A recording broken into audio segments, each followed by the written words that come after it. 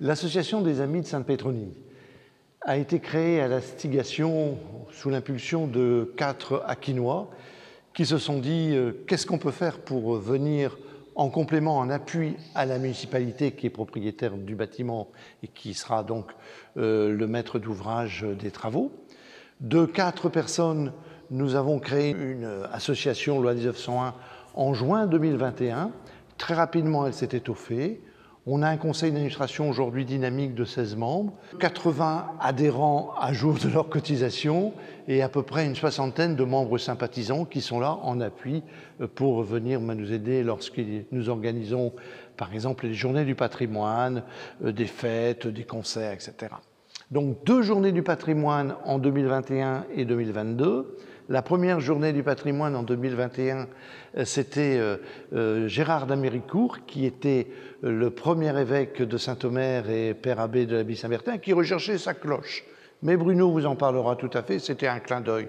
Et puis surtout, il y avait un promoteur immobilier qui voulait faire des appartements dans cette église. Il a été un peu chassé, bien sûr. C'était une scénographie étudiée pour l'occasion. 2022, eh bien là, on est passé à une dimension un petit peu supérieure.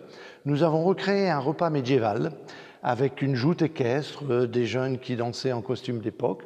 Nous avons créé un estaminet médiéval où on a pu goûter les spécialités d'antan, l'hydromel, l'hypocras, le sauger. Et puis surtout, les personnes avaient l'occasion de monter au XVe siècle dans les salles de garde qui sont extraordinaires. On ne peut pas penser qu'à l'intérieur d'un clocher d'église, il y a des salles de garde avec des cheminées monumentales.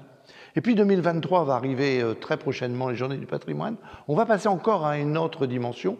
Nous allons endormir Pétronie, puisqu'elle va s'endormir pour les travaux, et nous avons appelé ça la dormance de Pétronie. On va ripailler, on va être au spectacle, et puis on va assister par un spectacle lumineux extérieur à l'endormissement de Pétronie. Mais l'association ne s'arrête pas là. Elle est aussi un soutien, comme je viens de le dire, à la municipalité par la recherche de dons, par la recherche de mécènes, le travail avec différents partenaires, le lien avec la Fondation du patrimoine sur laquelle on compte beaucoup pour nous aider dans notre restauration.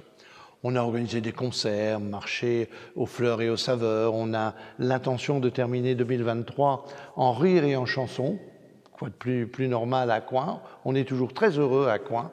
Et donc l'association va continuer à grossir, prendre son envol et faire en sorte que Sainte-Pétronie soit ouverte le plus tôt possible dans de merveilleux atours.